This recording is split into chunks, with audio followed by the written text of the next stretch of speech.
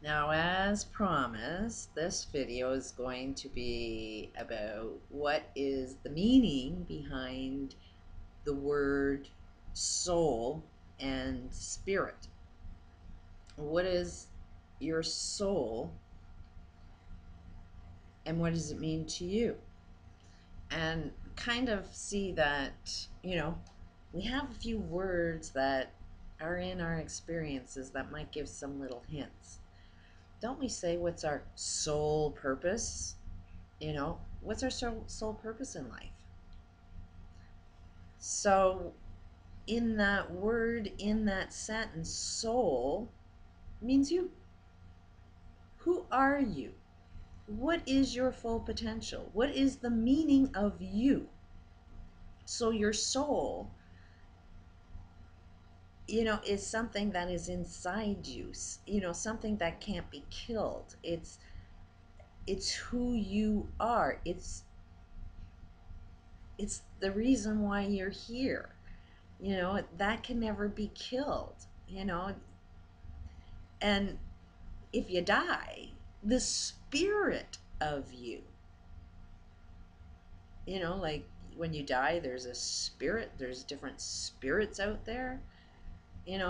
It's the spirit to me is more like the energy, the driving force behind your soul. So, if you die,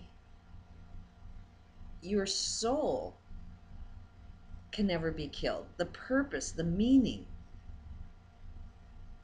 the root reason why you exist in any form at all can never be killed. And the spirit of you is your energy force that you put out into the world. And even if you die, you still have a spirit. You still have that spirit within you, whether you're in this body form or not. You still have an aspect of you. Like if you die, they see that there's a weight that's gone. What is that weight? That would be your soul. Your soul rises, and your spirit can still be felt. you know um I've had this experience where other people have seen me in other places that I never was. One particular guy said I was in his car when he was driving, and he really seen me there. He seen something that was real, so real he had to pull over. I wasn't there. I wasn't in the car, but clearly the soul of who I am, the spirit of who I am was there. He could see it. And what was he seeing? He was seeing a memory. Uh, Something within him made his eyes, his perceptions, actually see me take some form that he could actually see and see me there. So, how he interprets my spirit is what he's seen. Kind of gets a little complicated, but then we have a lot of terminology. The Spirit of God, the Holy Spirit, and and it's more like, can you put yourself in their shoes? Can you really, really put yourself within the body of somebody else and understand exactly what their purpose was? And then can you have that within yourself? Like the Holy Spirit. Can you have the Holy Spirit within yourself? Well, can you put yourself in the shoes of a Holy Spirit and then see how you can put that within yourself? And you can do that with anything. It's um,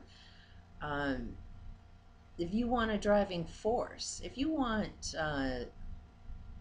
God to be within you, can you put yourself in the spirit of God, in the sole purpose of God? What was God's purpose? What is the meaning of the God? What I mean, can you even have an understanding of why a God would be doing what he's doing? What is his purpose? To even create all of us. What do you think God's purpose is? And can you put yourself in those shoes and say, okay, I understand the meaning of God, and okay, I see the Spirit of God. Now, can I be that? Can I imitate that? Can I walk in the same shoes as what a God would walk in?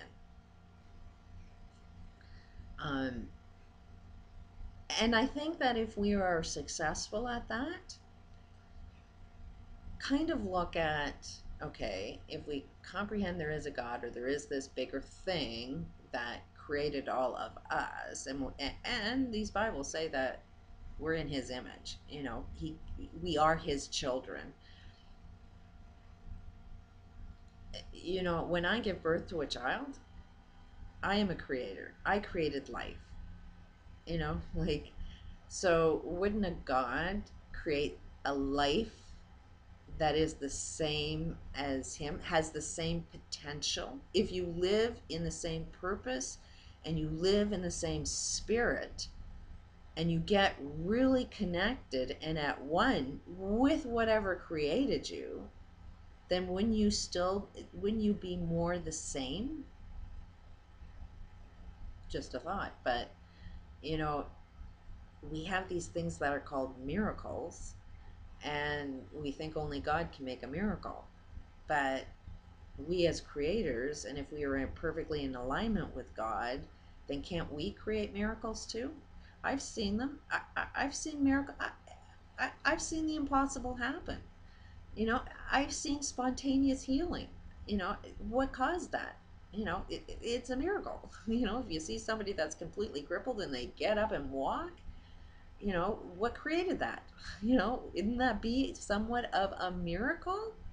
So there's some aspects of ourselves that can have godlike powers and be able to create miracles. Now, we have this science, which religion is totally against science. But what's the purpose of science? Can you put yourself in the purpose and the spirit of science? And kind of see that science is just our way of trying to understand more about God. We want proof. We want evidence. We want something that can be repeated over and over again so that we can develop a belief that develops a behavior that ends up creating whatever it is that we want to create.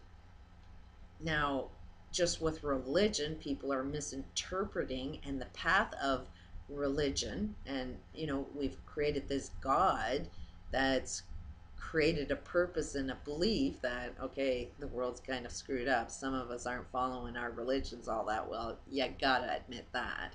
But at the same time, our sciences are all fucked up. I mean, some of the things that we are creating through science are pretty screwed up, and science is destroying our planet. Look at our friggin' technology.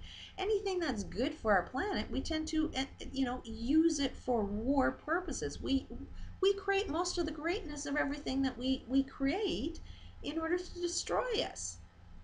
And the same thing is going on with our religions. We create these beliefs and behaviors that ended up causing harm to other people. Most of our wars are religious based. So it's like both. And this guy that I'm having a conversation with, I mean, all he wants to do is say that I'm, driven by Satan, and, I'm into New Age. And it's like, what a friggin' insult. While you are judging me, you're judging me from your perspective, because I ain't into, sciences that cause harm to other people. I don't even know what the hell meaning of New Age is, so don't know where you're viewing me and judging me based on that, because how can I be into something if I don't even buy into it? And I listen to my inner voice. I happen to believe there's a creator bigger than me. I happen to kind of um, I have a massive level of empathy. It happens to be my biggest downfall, because I feel the pain of other people. It kind of is, prevents me from moving forward because of the level of pain. Like empathy, while a good thing, is also very, you know, it keeps you stuck in that pain. So there has to be some form of understanding I need to develop so that I don't have that level of pain actually control me as much as it does, because it ultimately destroys me. Pain is not something that you should be feeling, but pain is the driving force because it makes me a global thinker, and I can really connect myself and my actions with other people. I can see that path so much better. And the driving force behind any of my videos is because I see and feel the pain of so many people suffering.